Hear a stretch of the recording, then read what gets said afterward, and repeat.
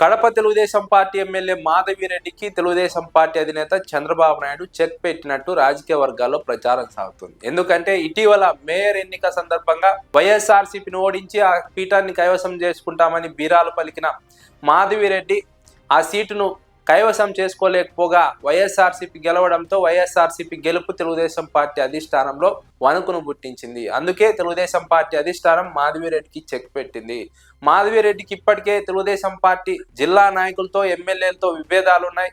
ఆమె భర్త శ్రీనివాసరెడ్డికి విభేదాలున్నాయి. ఈ క్రమంలోనే శ్రీనివాసరెడ్డిని జిల్లా అధ్యక్ష పదవి నుంచి తొలగించి జమ్మలమడుగు చెందిన భూపేష్ రెడ్డికి ఆ పదవి ఇవ్వడంతో క్లియర్గా మాధవిరెడ్డి కుటుంబానికి చెక్ పెట్టినట్టు రాజకీయ వర్గాల్లో చర్చ సాగుతోంది. కడప ఎమ్మెల్యేగా గెలవగానే మాధవిరెడ్డి తెలుగుదేశం పార్టీ నేతలతోనే విభేదాలు పెట్టుకోవడం మొదలుపెట్టారు.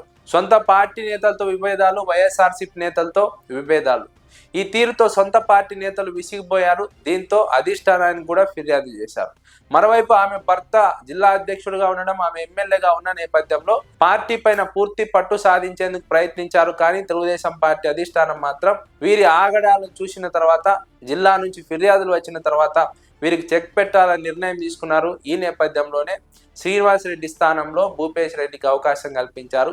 ఇది ఒక రకంగా మాధవిరెడ్డికి చెక్ పెట్టినట్టు రాజకీయ విశ్లేషకులు అభిప్రాయపడుతున్నారు. మహానాడు కడపలో నిర్వహించారు. మహానాడు సక్సెస్ అయిన తర్వాత కడపలో మళ్ళీ అధికారం మాదే, ఖచ్చితంగా కడపలో మళ్ళీ గెలుస్తామని, మేయర్ పీఠాన్ని కూడా కైవసం చేసుకుంటామని మాట్లాడారు. పులివెందుల జడ్పీటీసీ ఉప ఎన్నికల్లో అక్రమ మార్గాల్లో గెలిచారు. అదేవిధంగా మేయర్ ఎన్నిక కూడా గెలవాలని ప్రయత్నించారు. కానీ వైఎస్ఆర్సీపీ కార్యకర్తలు విఘ్నతతో ఆలోచించి పాకా సురేష్ను మేయర్గా ఎన్నుకున్నారు. దీంతో తెలుగుదేశం పార్టీ అధిష్టానానికి పెద్ద దెబ్బ పడినట్టయింది. మేయర్ను ఖచ్చితంగా గెలుస్తామని మాధవిరెడ్డి అధిష్టానం వద్ద చెప్పినట్టు తెలుస్తోంది. అయితే మాధవిరెడ్డి చెప్పినట్టుగా జరగకపోవడంతో, మరోవైపు జిల్లా నాయకుల నుంచి ఫిర్యాదులు అందడంతో కడపలో ఖచ్చితంగా నాయకత్వ మార్పు అవసరమని భావించిన నేపథ్యంలో జమ్మలమడుగు చెందిన భూపేష్ రెడ్డికి అవకాశం ఇచ్చినట్టు తెలుస్తోంది. గత ఎన్నికల్లో మాధవిరెడ్డి ఎమ్మెల్యేగా గెలవడానికి ప్రధాన కారణం కాంగ్రెస్ పార్టీ అభ్యర్థి కీలకమైనటువంటి ఓట్లు చీల్చడంతో మాధవిరెడ్డి అక్కడ గెలిచింది. లేదంటే తెలుగుదేశం పార్టీ గెలిచే అవకాశాలు లేవు.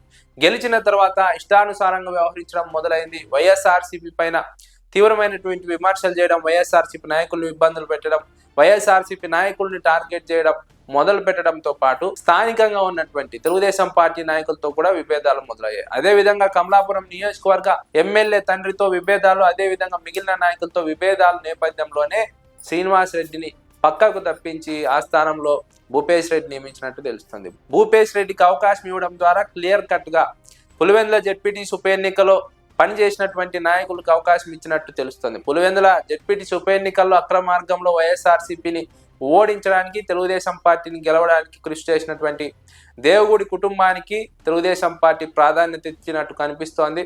అందులో భాగంగానే భూపేష్ రెడ్డికి అవకాశం కల్పించారు. ఆ స్థానంలో ఉన్నటువంటి శ్రీనివాసరెడ్డిని పక్కన పెట్టారు. చాలా కాలంగా శ్రీనివాసరెడ్డి జిల్లా అధ్యక్షుడిగా కొనసాగుతున్నారు. అయితే జిల్లా అధ్యక్షుడిగా కొనసాగుతున్న శ్రీనివాసరెడ్డిని సడన్ గా పక్కకు తప్పించడంతో మాధవిరెడ్డికి చెక్ పెట్టినట్టేనని రాజకీయ విశ్లేషకులు అభిప్రాయపడుతున్నారు.